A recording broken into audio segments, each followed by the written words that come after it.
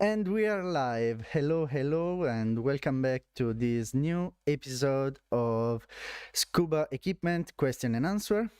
With me, like always, there is the fantastic Steve. And yeah, Steve, introduce yourself. Hi guys, I'm Steve Rusznyak. I'm the general manager of Scuba Pro Sub-Saharan Africa. And yeah, very excited to be here again tonight and to move on to the BCD. The last time that we got together, we spoke about regulators, and we'll move on to onto the BCD now. You happy for me to start, Andrea? Yeah, perfect. I'll go Okay, straight gr- with the presentation. great stuff. Okay, so off we go. Um, so we asked initially, what is a scuba set? And we determined that a scuba set was made up of three main parts: the demand valve, which we refer to as a reg or DV, and that generally includes your SPG, your octa, and your low pressure inflator hose, which then feeds through to your BCD. So as we say there, the BCD is connected via the regulator to the cylinder in order for you to add air to your BCD from the cylinder. And then we spoke about cylinders as the third and final part of the scuba set, which are generally made up of 232 bar cylinders in either steel or aluminium. So for this particular session, we're going to be looking at a little bit of the history of the BCD, have a little bit of discussion about the different types of BCDs that are out there, and then, as always, we will open it up to questions and answers. If you have any questions, I'll try my very best to answer them for you. Okay, so what is the purpose of a BCD? So first of all, a BCD obviously stands for a buoyancy compensating device, which is a jacket that we use. The purpose of the BCD, first of all, is to provide a harness for the cylinder. So a purchase for us to be able to connect the cylinder onto the BCD and to take the cylinder with us underwater. The BCD also provides neutral buoyancy for us underwater. I call it the poor man's astronaut. So the closest you'll ever get to weightless is that feeling of neutral buoyancy. And of course, it is absolutely critical that we have a BCD in order to attain neutral buoyancy at the various depths. And then obviously at the end of a dive or at the beginning of a dive, positive buoyancy at the surface. So we can add some air to the BCD, and the BCD acts almost like a flotation device. All right.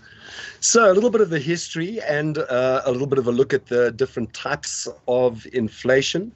There you can see I have a picture of one of our horse collars. This is one that I've got in our museum. We've actually got two of those in our museum. And this was also referred to as the Fenzi or Fenzi jacket. And that was after a guy named, I think, Maurice Fenzi, who designed the first sort of horse collars. Scuba Pro invented the stab jacket in 1970, late 70, early 71. And there you can see a picture of the stab jacket. What was revolutionary about that is it again moved away from the horse collar or Fenzi style, but this particular stab jacket as well used three different rings of buoyancy. So you can see that there were no Fastex buckles to be able to disconnect chest straps or torso straps on the BCD. Those were continuous buoyancy rings around both arms, and then one around the cylinder. So it was a three-dimensional type of buoyancy. And that was, I think, the advent of BCD moving forward, was the stab jacket in late 70 or early 71. As time moved on, we moved on to front adjustable jackets. So there you can see it gives me some adjustment in order to adjust the torso length of the BCD. And then as a result, probably more from the technical point of view, as a start, so cave diving and some of the advent of plate. So, for example, I've shown you there a backplate where you would attach a wing. All of the buoyancy is then at the back of the diver, and very, very good from the stability point of view. So back inflation has become quite a common style of BCD in current times now. And of course, you look to the right, there's our Scuba Pro Hydros Pro, which is a full back inflation BCD. Just to talk about the back inflation BCD, Personally, I mean, I've dived with many types of BCDs over the 30 years that I've been diving. But the reality, I think, in terms of back inflation is there is no SL that is more stable in a horizontal position than a back inflation BCD. So I generally find, in 20 odd years of selling diving equipment, I've seen many divers change from surround or jacket style or front adjustable style BCDs to back inflation style BCDs. I've yet to meet someone who has gone from a back inflation BCD to a front adjustable or surround inflation BCD. The reality of that as well, for example, for us here in South Africa, we are diving predominantly on steel cylinders. Some of the cylinders, probably our most common cylinder is a 12-liter dumpy, which is a short, fat, unstable cylinder. And the reality with a back inflation BCD, because the cylinder is your primary object of instability on the harness, and it creates a lot of movement on the harness as the diver moves around, physically will be able to cradle that point of instability to the best of its ability. So the reality for me is that, particularly diving with steel cylinders, a back inflation BCD for me is an absolute no-brainer. The benefit as well of a back inflation BCD is that not only do you have great stability in a horizontal position, which is where we're spending 80% of our time, but you will also notice that the front of the BCD is a very uncluttered and streamlined front view of the BCD. So, from that point of view, this was a necessary requirement for technical divers, where they would have side slung, where we would use side slung cylinders or reels or equipment. And you need the chest area to be as clean as possible and as streamlined as possible, as well as the area around the waist and the tummy, which is where back inflation became popular from that perspective as well.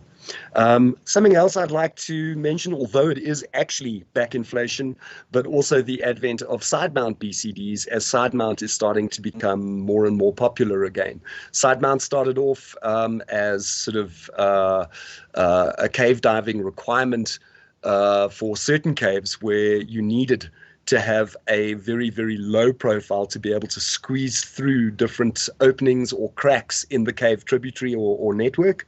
And side mount then, divers would have the cylinders mounted on the side of them rather at the back to keep their profile very small. Side mount diving is becoming quite common again.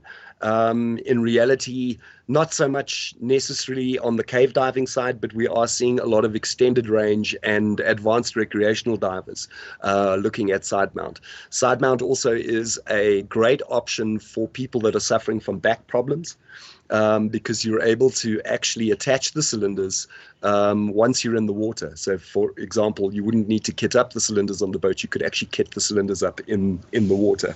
So side mount becoming quite popular from that point of view. Continuing with evaluating BCDs and performance, I'd like to just have a look at the ergonomic points. So ergonomics on the BCD and what we need to be looking at in terms of features. Obviously, comfort is absolutely critical in terms of a BCD. I must say that I often see divers diving in BCDs that are maybe one or two sizes too big for them. And in reality, this creates a lot of instability, particularly again diving with steel cylinders. So it is very important that the BCD is comfortable, but not only comfortable, that you have the correct size of BCD. So definitely support your local dive shop and make sure that you can ensure that you have the correct size BCD. Obviously, from the ergonomics point of view, that are important, the inflation and the deflation of the BCD, because aside from just being a harness, obviously that's the primary purpose of the BCD, is inflating and deflating. So when we look at that inflation and deflation, is the inflator unit very easy to locate? Is it easy to inflate, easy to deflate in any position? So you will notice on BCDs that a lot of manufacturers will start putting various dump valves around. So for example, a dump valve on the right shoulder, or a dump on the rump, the one on the right kidney, so that if you are in a horizontal position and all of the air is sitting at the back of the BCD, you can put your head down slightly and then actually dump some air from the BCD from the dump on the rump. Obviously, very, very important in terms of the BCD is the adjustment as well. So is there enough adjustment for the BCD, particularly in terms of all of the different types of thermal exposure protection that you use? So for example, will your BCD fit if you are diving a 2.5 millimeter shorty wetsuit, and will it fit if you are diving a thick dry suit with thick undergarment? So adjustment with respect to the BCD is very important, and adjustment there as well includes your cummerband to make sure that it's nice and snug. Your adjustment also in terms of your torso so that the BCD is not riding up. And again, in terms of the adjustment is particularly for ladies. Ladies' hips are slightly higher. So what you tend to find on ladies is that the BCD actually sits above the hip. And then when a lady gets neutral buoyancy, for example, in a vertical position, the BCD starts to float up around the ears. And it's like a guy diving in a BCD 1 or 2 sizes too big. So that's where you will see some manufacturers have manufactured BCDs, including ourselves, that are primarily for a shorter torso length of female divers. And then also just in terms of the tank attachment, is the tank attachment easy to operate? Is it easy to secure your cylinder to the BCD? And is it absolutely stable in terms of the backplate that the tank attaches to? So what you tend to find, for example, on travel BCDs that are not using a solid backplate where the cylinder attaches, they're using maybe a half pack or a soft pack, you tend to find that there is a bit more instability, particularly with cylinders that are heavier like steel cylinders. So it is very, very important to look at the different types of tank attachments that are out there. Then underwater, just in terms of stability and still looking at the performance of the BCD, is the tank stable? And again, I still think that a 12-liter dumpy is probably the worst designed cylinder in the history of diving because it is short and fat. So if you've got a 12-liter dumpy cylinder on your BCD, is the tank stable? Or do you have lots of roll from the BCD?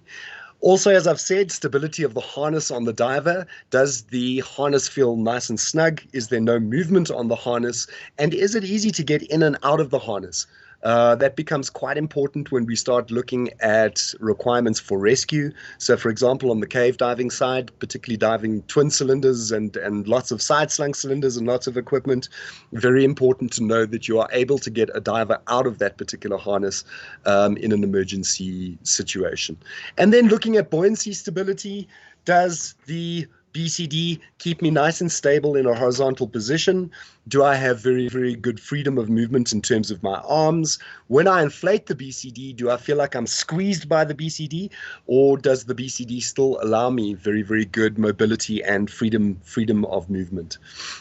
Just on a point with that too, one of the points that I would like to make just with respect to back inflation BCDs and where back inflation BCDs do have a disadvantage is up at the surface. So obviously it is impossible for us to turn physics off, and if a diver is up at the surface and on a back inflation BCD fully inflates the BCD, obviously as soon as the air cell moves out of the water, it's going to go one of two ways, either onto the diver's face or it's going to throw the diver onto their back. So it is quite important with respect to a back inflation BCD, when you are inflating the BCD at the surface, inflate the BCD just so that you have enough air to get your chin out of the water. So just that your chin is above the water level. Don't continue inflating the BC past that particular point, because you will start to lose your vertical stability in the water. Okay, just looking at quality characteristics. Again, this is very similar to the way that we looked at regulators when we looked at DVs and regulators as part of the Scuba set. Obviously, quality of materials used is very, very important. So are the guys using a cheap nylon, or is it a high-grade DuPont level nylon in terms of the BCD? The integrity of the design of the BCD, is the design good? And does it serve the function for the diver? Is it something that is going to be able to grow with the diver's career as the diver starts to change different activities within diving? Obviously, the quality of the workmanship. and also quality control. So, for example, from the Scuba Pro perspective, all of our BCDs will go through 60 different inflation cycles before they leave the factory to ensure that they are holding gas, that the air is moving in and out of the air cell in a very, very easy manner, and without any retardation of that air moving through. But again, guys, it's very, very difficult to be able to see these quality characteristics on BCDs when you walk into your local dive shop. And in reality, long-term reputation for quality and reliability, I would say, is still the most important. BCD brand that you've bought have worldwide distribution. So if, for example, if you are diving in Madagascar, it's a Katia, or if you're in the Red Sea or the Caribbean or in South Africa, will you be able to get good backup service or after-sales service if you have a problem with your BCD? Looking at warranty as well. Does your BCD have a good warranty? And generally, your warranty should be a 2-year warranty. Most of the BCDs that are sold in the European Union must have a minimum of a 2-year warranty. And then very importantly, in terms of BCD, and we often see this, I teach this on service technicians courses throughout South Africa and, in fact, Africa and the islands, is we kind of say to guys, well, we always send our regulators through for servicing. So our regulator is basically made up, as we looked at in the last little seminar or chat, the regulator is made up of 3 valves: your first stage, your second stage, and your alternate air source. So 3 different valves in operation there. And we have those serviced every year or 100 dives. In the case of Scuba Pro, every 2 years or 100 dives.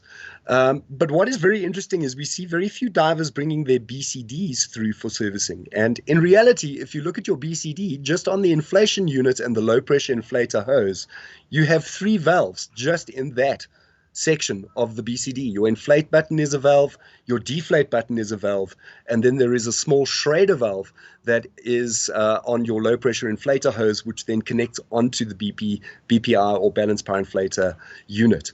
So very, very important that you take your BCD through for service as often as you take your regulator for servicing as well. So important from that point of view is the brand of BCD you've bought. Does it have readily available spare parts, and are those easily and available for you? And then are the costs in terms of servicing your BCD, are they reasonable costs? So obviously if servicing your BCD costs too much money, well then divers don't bring their BCs to be serviced. So reasonable annual servicing costs is very, very important. I just wanted to show you a picture of the inflators that we currently are using as Scuba Pro. So on the left-hand side there, you see the premium inflator.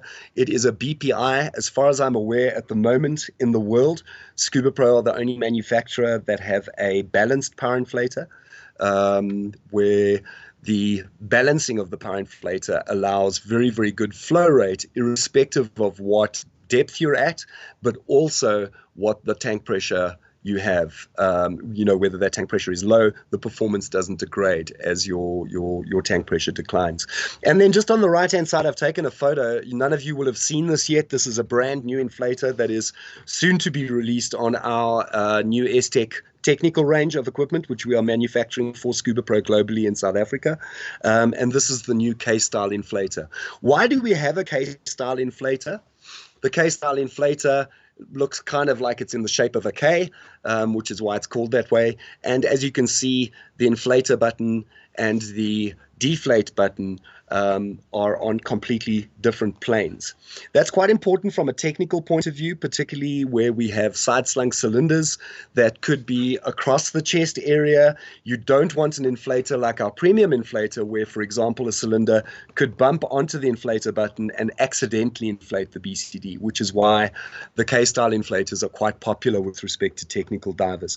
Out of interest, this new K-style inflator from Scuba Pro is also a fully balanced inflator. This is something very, very common from the technical point of view. For example, on an unbalanced system, you will find that the response on the BC is very, very good at the surface and maybe in the first 15 to maybe 20 meters of depth. But on an unbalanced system, as you start to go deeper than 20 or 30 or 40 meters, you find you really need to sit on the inflator in order to get the response from the BCD to inflate the BCD. What is great, obviously, on this technical unit, the K-style inflator is that it is fully balanced. So we are talking on both of these units about 260 liters worth of flow per minute, potentially through either of the inflators, which is very, very important. Just a couple of other things that I wanted to talk about. Denier is something that we may have heard referred to with respect to BCD material. I don't know if you've heard of denier. You've perhaps heard of guys talking about 420 denier or 840 denier or 1000 denier. And I just wanted to demystify what denier is. Denier is a very, very weird standard. Denier is the weight of 9 kilometers of thread in grams. So, for example, when we talk about a 420 denier BCD, that means that 9 kilometers of the thread weighs 420 grams.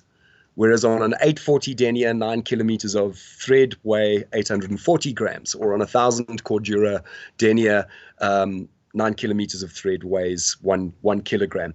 Just to talk about those different types of deniers, what we tend to do as manufacturers is we will use a denier like 420 denier where it is involved in the bladder and the inflation. So in other words, in terms of sealing. So the thread is slightly finer, which means that although it is not as good in terms of abrasion resistance, it is very, very good at holding integrity of the actual air cell in terms of the buoyancy. Whereas we then tend to use deniers like 840 denier or 1000 denier, for example, on the pockets of the outside of the BCD where we are looking for better abrasion protection, but the pockets are actually not holding any air at all. So you tend to find this is why we use the different types of denier.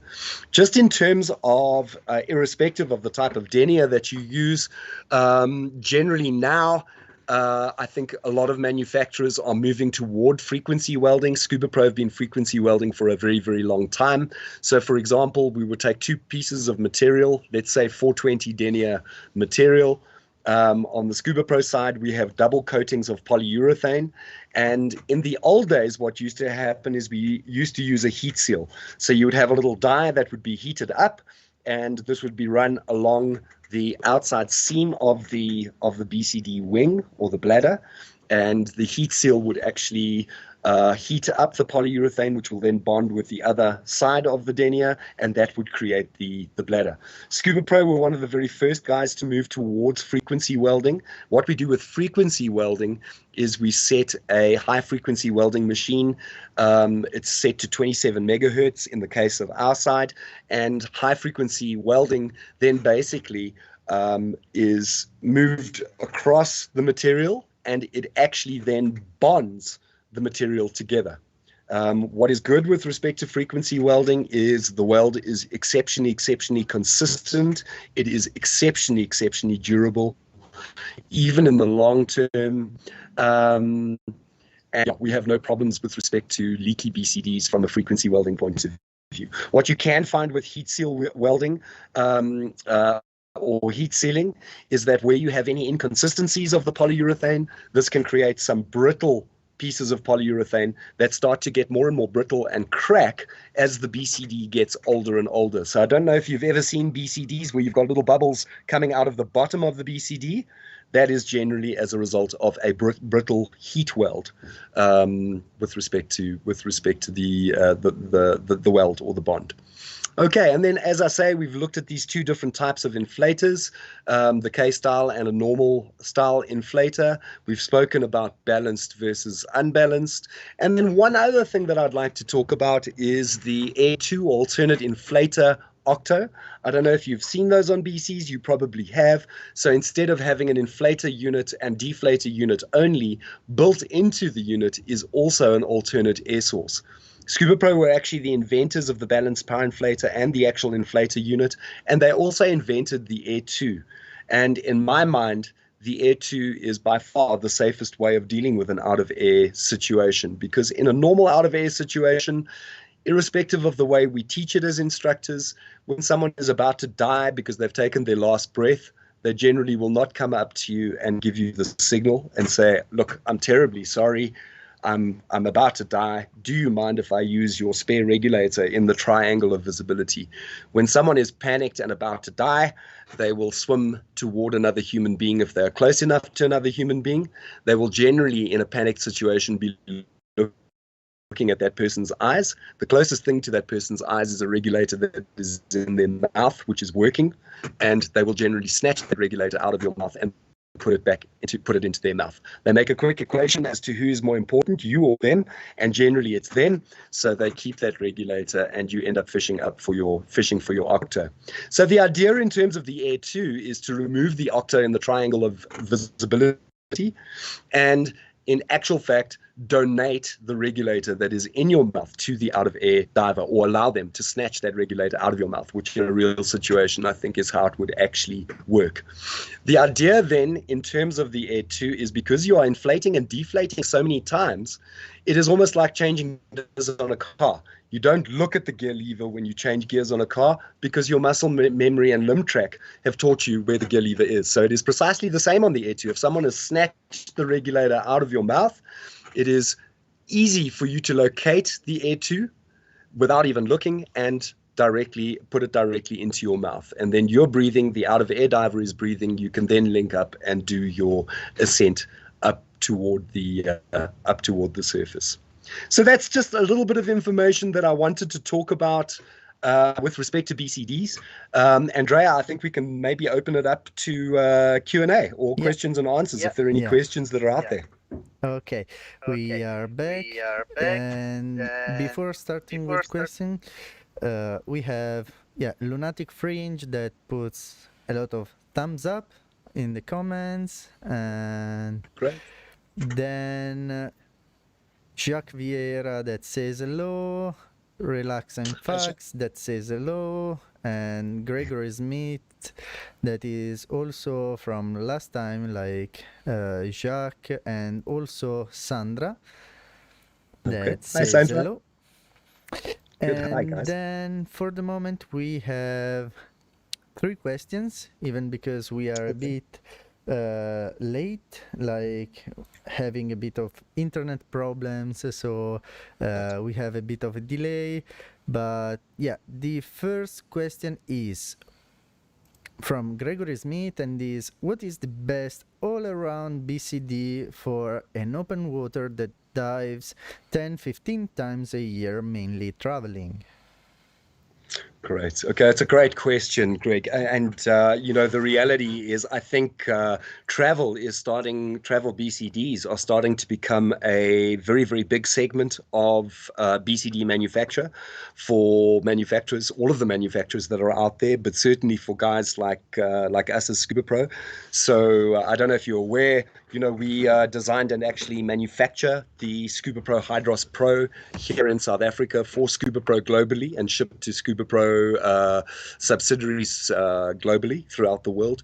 And your question is a good one, because the reality is, when we look at typical travel BCDs that are out there, travel BCDs are fantastic from a lightweight point of view, but then you sacrifice something on the durability.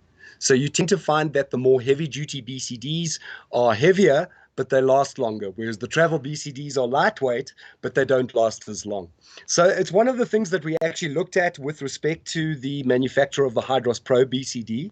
So we wanted to have that BCD made out of monprene instead of the normal cut, make, trim that manufacturers use.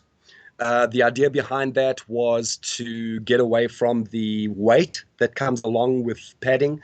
And in actual fact, we did some testing on BCDs. If you take a typical BCD, weigh the BCD when it is dry, and then put it in water, and then weigh the BCD for the next few days, the BCD, you'll be amazed at how much moisture the BCD actually holds in the actual trim and threading of the BCD, as well as the padding.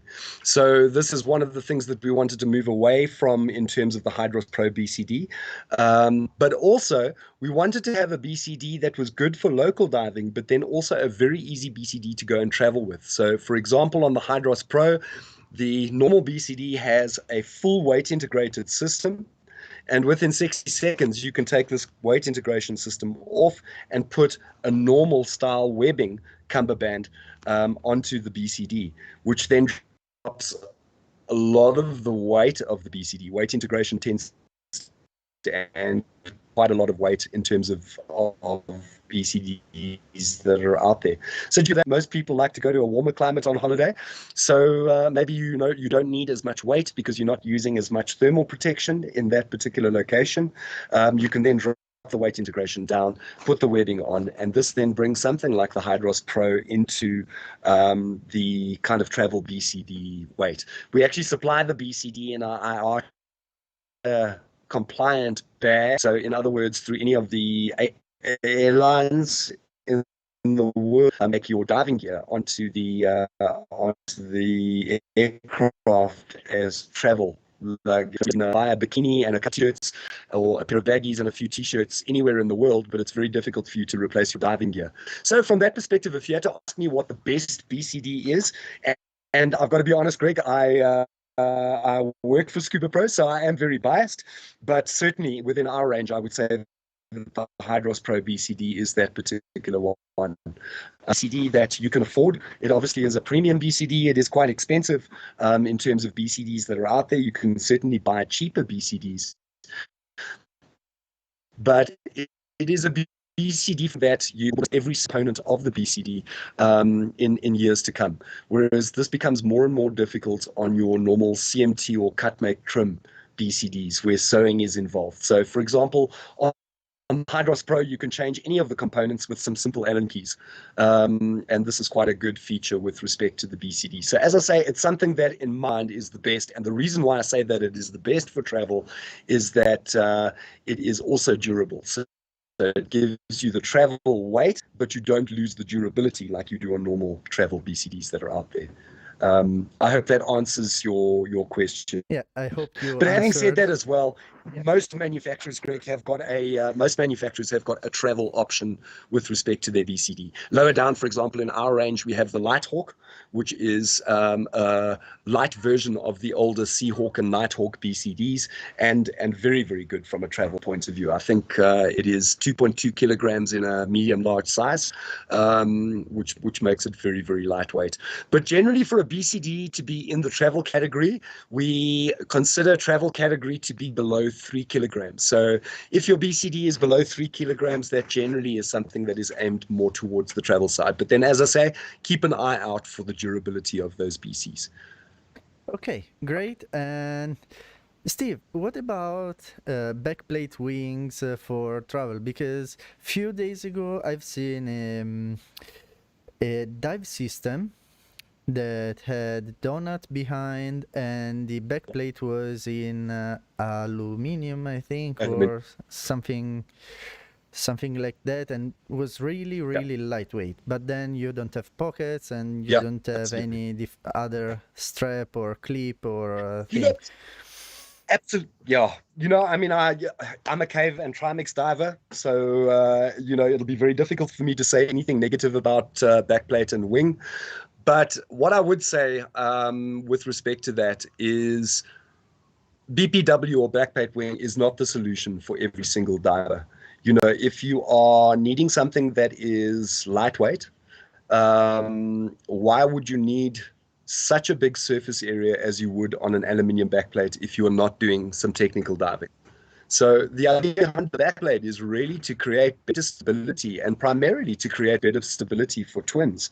But you do not want the discomfort of a backplate for typical recreational diving, in my opinion. There are far better BCDs to have out there for recreational diving. I know a lot of people are rah, backplate and wing. We often see the people, asking the question, what is the best thing to buy?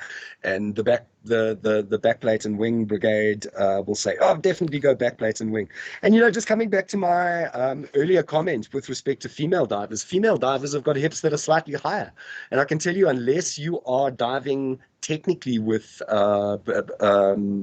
side slungs as well as twins, there is no reason to get into a backplate if you are a female diver, because a backplate for recreational diving is going to be generally quite uncomfortable for a female diver, just in terms of wear hits sit. So I think, again, it comes down to choosing the correct weapon for the war. As I say, don't use free diving fins for recreational diving, and there's no point in using technical equipment for recreational diving. Use technical equipment for technical diving, and recreational equipment for recreational diving is my particular opinion on that. So yeah. It's funny, I do a lot of adventure motorcycling, and this is one of the big debates that we have in adventure motorcycling is what is the best on off-road tire? And the reality is that if you have got the best on and off-road tire, it's only going to be as 50% good on each terrain. So if it is 50% on-road and 50% off-road, it's only as half as it could be on-road and only as half as it could be, half as good as it could be off-road. And I think this is what we're trying to do, is we're trying to say, well, can you actually design a BCD that serves every single function that a diver would need? So whether that is a beginner diver, a photographer, a technical diver, is it someone that's diving on a rebreather? Is it someone diving with a dry suit? Is it someone diving with twins? There are a number of different types of diving out there. I have not yet seen a BCD that ticks all of those boxes better than the specific equipment in those particular faculties of diving, for example, as technical diving. So as I say, I'm not a strong believer in terms of saying choose one BC that can do everything. If you've got a BC that can do everything, chances are it's not doing those things very well. Maybe it's managing, but it's not doing them as well as it could be. It can do everything but average. Not... Exactly. It's a jack of all trades, but master of none. Okay. That's exactly it. Yeah, perfect. Then we have a question from Jacques Vieira that he asks, what about a donut BCD? So we go back to the same question. Yeah. Look, donuts are absolutely exceptional from that. So the one thing that I would say is that looking at something like a 13 kilogram or 30 pound donut, this is a very, very nice, neat, small back inflation. This donut is not designed for technical diving. 30 pounds of lift is certainly for single cylinders. You would not use twins on 30 pounds worth of lift. And because the donut is such a simple and easy flow of air, no matter what position you're in on a donut bladder or wing, the movement of the air is immediate. It's quick. So the BCD is very responsive. And once you're in a particular position, you're very, very stable in that position. So I definitely like the idea, Jacques, of the donut bladder. I'm not a big fan of the backplate to tick all of the boxes for all of the divers that are out there. So maybe what we need to be looking at is something that is a step down backplate, set up primarily for a recreational single tank 30 pound wing. Okay. I'll pass that on to Reese, Jacques. Then we have a question from Relax and Facts that I think that is not his real name. And are Air 2 inflators a good choice? Like you said something about Air 2 before, but maybe we can say just something reiterate more. on that. So let's just talk about Air 2 again. The idea of Air 2 is that it replaces the inflator and deflator, as well as replacing the alternate air source. So this is a built-in octo that sits at the end of the corrugated hose of your BCD. Is this the best way of dealing with all out-of-air situations? No, it's not. I think it is the best way of dealing with recreational out-of-air situations. So from that perspective, the reality, I think it was Dan Europe that were talking about out-of-air figures, where they were saying that if a diver is within 6 meters of another diver, irrespective of what depth they're at, and they are out of air, they will swim to that diver. If they are further away than 6 meters from that diver, and again, irrespective of whether they're at 6 meters or 60 meters, generally an out-of-air diver will bolt towards the surface. So the idea around an out-of-air diver swimming towards a diver who still has some air, the way that we're teaching this in recreational diving is we will face the diver, we will give them the signal to say, I'm about to die, and I'm out of air. Do you mind if I use your spare octo in the triangle of visibility. And as I say, that's the way that we train it. You then lift your arms up, let the diver take the octo in the triangle of visibility. They put it in their mouth the right way up. And we then link hands. We signal that we're okay to go up, and we do an ascent without doing a safety stop if we don't have sufficient air, obviously. And, the reality is that in a real situation, that is not the way out of air situations happen. When someone is out of air, they've taken their last breath, they will swim to the diver that is closest to them. It doesn't matter whether that person is their buddy or not. They will swim to the diver that is closest to them. They will be looking at their eyes, because a panicked person, when they're close to another human being, will always look at the eyes of the other human being. And as I say, they will then locate the regulator that is in your mouth. They'll snatch that out of your mouth, make a quick equation as to who's more important, you or them.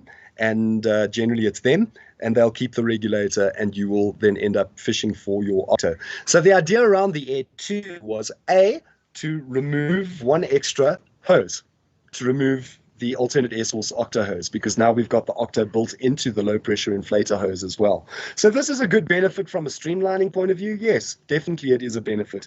In my mind, though, from the Air 2 perspective, the Air 2 is the best possible way of dealing with an out of air situation. And the reason for that is that we are inflating and deflating so many times on a dive that it is muscle memory. It is easy for us to locate that Air 2 unit if someone snatches our primary regulator out of our mouth without even looking at it. So if someone snatches my regulator out of my mouth without even looking, and in one movement, I've got my Air 2 in my hand and I've moved it up towards my mouth, I clear it and I'm breathing. And that's literally within a second, is easy to do. So from that perspective, I think it is a more realistic way of dealing with an out of air situation. Having said that, there are a number of, as the international patent on the Air 2 ran out, as Scuba Pro invented it, a lot of manufacturers have made their equivalent of that. And I think in answer to that, you need to start looking at Air 2s and the equivalent models that are out there relative to the performance of the regulator. So, for example, our Air 2 now, which is a fifth generation Air 2, is a 50 meter plus rated regulator. It has a work of breathing that is below 1 joule per liter at 50 meters with 50 bars of tank pressure, and with a high RMV, 62.5 liter RMV. So in other words, a very, very panicked diver. I've definitely seen some very cheap and nasty alternate inflator options that are out there. So again, I would say that you should definitely look at brand. Very, very important. Is the brand, does it have a long-term reputation for reliability and quality? I think that's important. I have seen some lucky packet options of alternate inflator octos that are out there. Personally, in my mind, I think that if Scuba Pro did not register that patent, I think we would not be diving with alternate air sources as we do now with an extra low pressure hose. We would only be diving on Air 2s. So I'll tell you a funny story that when the international patent did run out, I think it was within 3 months, there were 7 manufacturers that had the equivalent of the Air 2 on market already. And I can tell you that it doesn't take 3 months to design something from the ground up and have the stock ready to go in the shops. So what that means to me is that all of the other manufacturers had made up their equivalents of the Air 2, had them ready, waiting for the international patent to run out, and then release them. And in my mind, I really do think that it is a better way of dealing with an out of air emergency. I hope that answers the question. I think you've been really clear. Then we have Jacques that says BBI is the bomb. BBI is the bomb, yeah. No, it definitely is.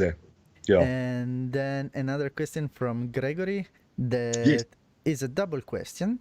And he asks, what is the best regulator configuration? What do you think about long hose around the neck? So we are out of the BCD. No problem. This is good. Yeah, we can talk about whatever. It's a question and answer for equipment in general. So equipment in general. Yeah, the idea around the 2 meter hose. So Greg, from my perspective, I'm a cave diver and trimix diver, so I'm a big fan of the 2 meter hose. Do I think having a 2 meter hose on every recreational dive is the best way to go? No, personally, I don't think it is. I don't think that you need as much as 2 meters of hose. But I would definitely look at putting a 1 or 1.2 meter hose onto my primary regulator, possibly even with an elbow that comes underneath my arm, because on recreational, I want it to be more streamlined. So for me, I personally, as a, sure, with INTD, with Naui, Paddy, Raid, BZAC, I mean, you name it. From the training agency's point of view, I think that,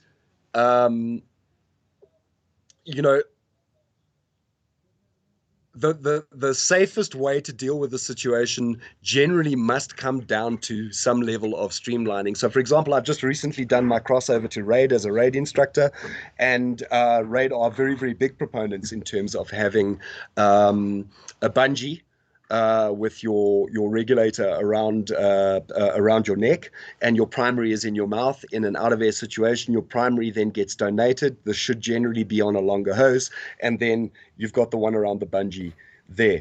I do think that is a very, very good way of dealing with an out of air situation. I think it is a better way of dealing with an out of air situation than having the octo and the triangle of visibility personally.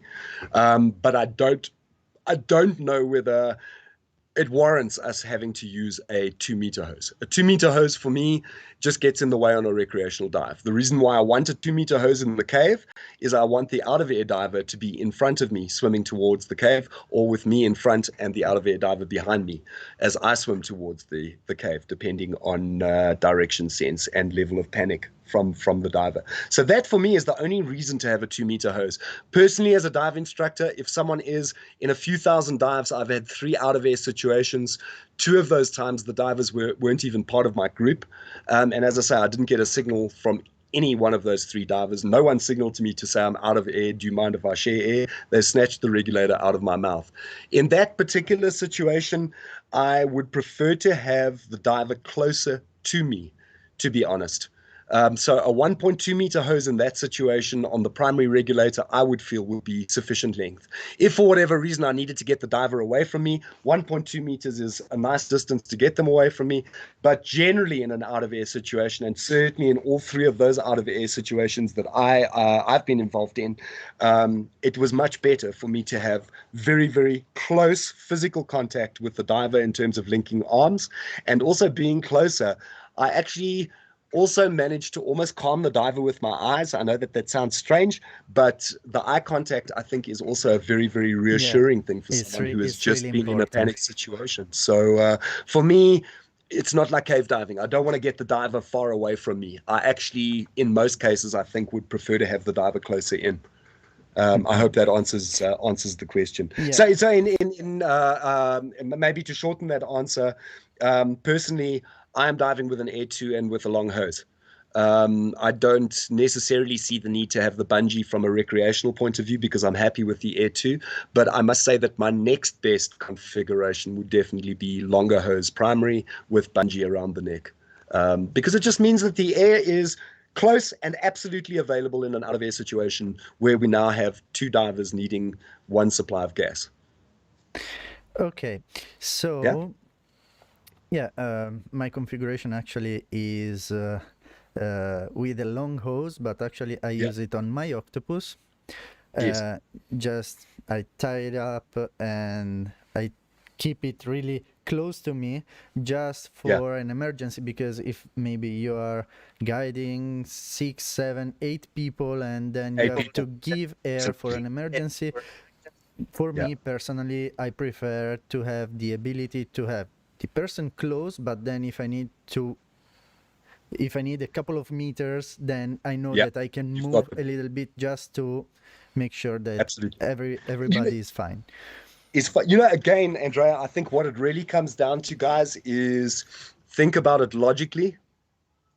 I think in terms of the type of diving that you personally do, think about it logically. That is the best advice that I could give. I don't think that there is a single configuration that is good for all environments. So it depends on your activity, what your function is on that particular dive, and also what type of dive and what environment it is in terms of choosing that. But as I say, from a recreational point of view, I definitely, for a recreational diver who is doing 10 to 15, kind of dives a year, maybe, or up to 50 dives a year, I think this is a very good configuration system. So in fact, the way that I've got it from a recreational point of view is I'm diving heads-up display computer.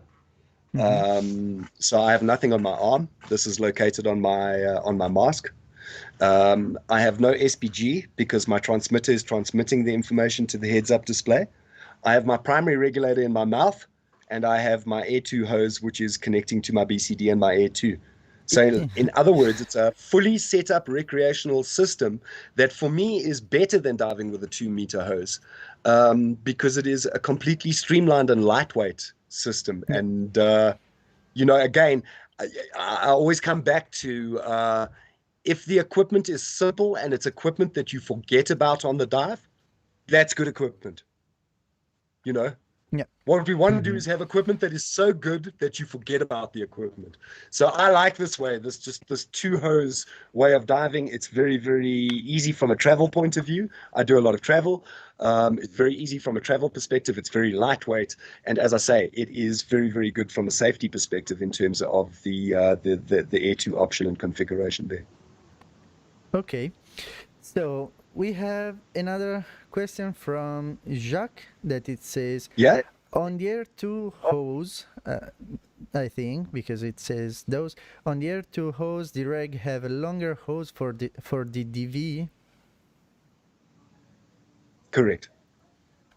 Okay, so it has it. Okay. Yeah, so that's exactly right. On Air 2, the primary regulator has a longer hose, and the Air 2 has the normal hose that connects up to your BCD. So in an out-of-air situation, you would then donate or have your primary regulator snatched out of your mouth, and then you would move on to the Air 2 after you've located it on the end of the corrugated hose and put it into your mouth. This is the reason as well why we have always on Scuba Pro BCDs had a dump valve on the right shoulder, because if you think about this logically now, if I'm now moving towards the surface with my inflator-deflator unit in my mouth, because it's also my regulator, I need to also still be able to dump air on ascent as that air is starting to expand up towards the surface. Okay, great. Okay. Then we go straight to another question that is from Cristina Di Tommaso, that actually I know really well. And she asked, which model of BCD would you suggest to an advanced diver who is willing to go forward, but not necessarily to buy a fully professional equipment? Okay, so in terms of willing to go forward, Christina, I would ask you more questions. What do you mean by going forward? So is going forward I think she would like to go more on the rescue and probably even dive master, right. I think. Dive master on that side. Christina, from that point of view, I think that something like the Hydros Pro would be an exceptional BCD. It comes in a ladies model, it's back inflation, and these are good features for female divers. I feel it has the full possibility of 4 kilograms of weight integration on the side, as well as another 2 kilograms of counterweight on trim pockets at the back. You can then also convert the BCD to a complete travel BCD by taking the weight integration off the stack, 60 seconds for you to take it off and put the webbing straps on. And it is exceptionally durable. It's made out of monoprene.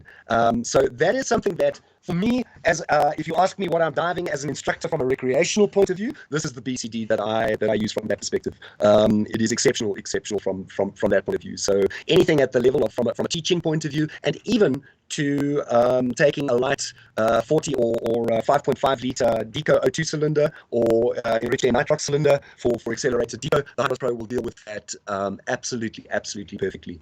So again, I think the question that you need to ask yourself is, how much recreational diving am I doing? If it's all recreational diving, well then there's no point in choosing a backplate and then choose something that is the best possible model for your particular application, and certainly Hydros is one of those models. It's one that we're getting feedback from instructors all over the world just saying, well, we thought that we had snug harnesses before until they dived a Hydros Pro. It is just absolutely snug. There's no movement on the harness whatsoever. You have huge amounts of adjustment to set it up to how you would like the BC to be, because again, it's not copy and paste. All divers are different in body shapes and their requirements from the BCD. The Hydros is exceptionally adjustable from that point down to being able to change the position of where the chest clip sits. That is more convenient for you. And as I say, it has the durability of a heavy-duty BCD. So in other words, as an instructor diving regularly, the BC will last you forever, and you can replace single parts. But the other side of it, again, from an instruction point of view, is generally instructors travel quite a lot. As I say, you can convert that to a BCD that is well under 3 kilograms, and certainly in the travel weighting category of travel BCDs out there. So that's the one that I would recommend.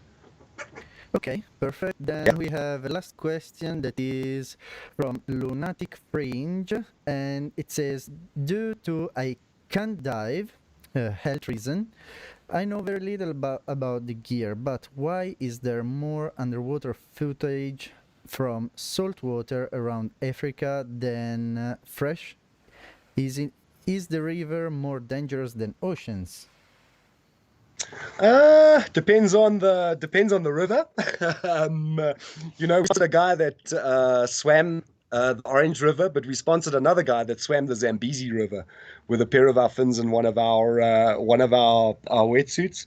So this water, the Zambezi, crocodiles, hippos, and sharks, very murky water. That's fresh water that I wouldn't want to dive. But as a cave diver, I probably spend more time in fresh water than I do in salt water, to be completely honest. We have got some exceptional inland diving throughout Africa. Zanzibar, there's some caves in Zanzibar.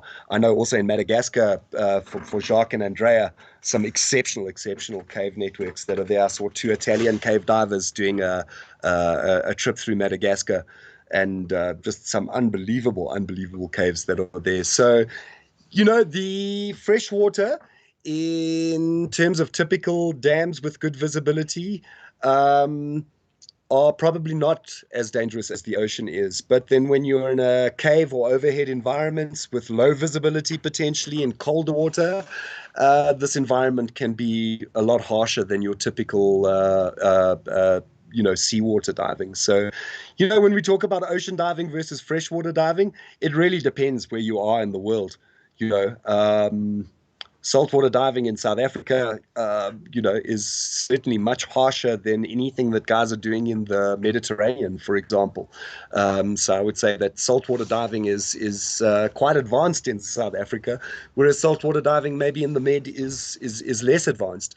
And then again, looking at freshwater diving in a typical dam, we use 2 inland dive sites, Miracle Waters and Bass Lake, up here in South Africa, in Johannesburg or the Gauteng area. And those are both incredibly safe in water locations, and fantastic from a training point of view, but generally with more limited visibility than you would find in most oceans that are out there. So again, it depends very much where you are in the world. I tend to look at a lot more footage of freshwater caving. Personally, there's a lot of cave footage that is out there. Some mind-blowing cave footage. I'm passionate about photography and video making, and I would like a day to be an underwater photographer and video maker. And actually, I'm stoked about the picture that I see from cave divers that goes into these tiny holes, and it's really amazing, and even better than sea water picture. Yeah, absolutely. I mean, we have a cave network, but you've got to go very deep down for the cave network in Zimbabwe, called the Chinoy Caves. And you look at the water. I mean, I had a friend that actually did he started off as a commercial diver. He was a commercial diver on rigs, and then decided to get into recreational diving and moved up. And I trained him as a dive master. And this guy, Rod, had some footage from the Chinoy Caves. I can't even explain the color of that water to you. It is the water is as a result of the rock in the area, I think. It's ink blue, but you know how ink is normally opaque? Yeah. This water is completely translucent. So he showed me some footage of him. He moves across to his dive computer, pardon me, he moves to his dive computer with a video camera, and you can see he's at 80.2 meters. And then he goes around to the two other divers that are diving with him, and they look like astronauts. They look like they are suspended in.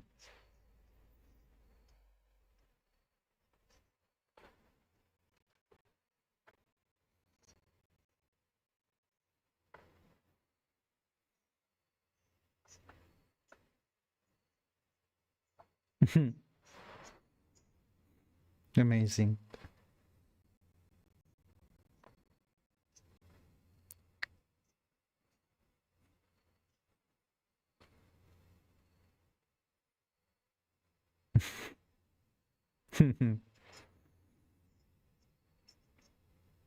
Yeah. Okay, great. We have another question from our beloved Jack that he Space. says, There's no "Steve, suspended have you particulate in the water." dived But then he with pushes the deep, camera up deep towards the BCD?" surface. And at the surface, you can actually see the ladder. You can see the trees, which are a further 20 meters above the surface. You can see the trees up the surface. I can't explain that color. It is absolutely. Yes. The X-Deep, I personally have done one dive with the side mount unit. I know also on the X-Deep with the backplate that they have from an adjustment point of view, it looks like an exceptional little BCD, Jacques, from what I've seen and some of the feedback from the dive centers that are there. We've had a couple of dive centers that are using them from a rental point of view. And yeah, there seems to be very, very good feedback on the BCD. I like the BCD. It was very, very comfortable from the side mount point of view. I think as well. You know, it's difficult for me to sell my competitors' stuff, Jacques. I think you can see that, eh?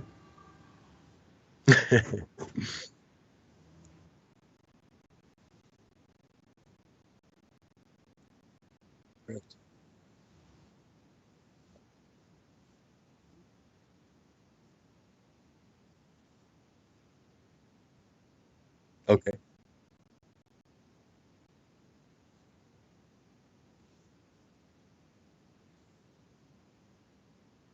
Okay.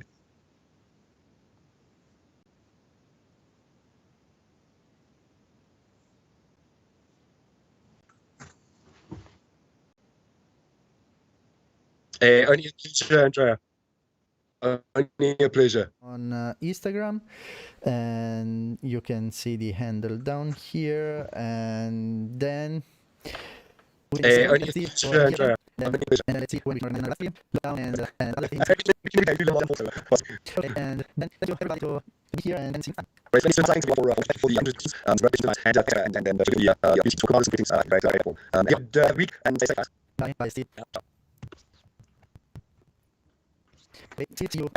Wait, and your name link, and then thank you very much. No, even more than stay or even during the week. If we're gonna have a question during the week, we can do one a day, and I can even send you the question, and then you can send me an email, and I can do or a video or even just something written.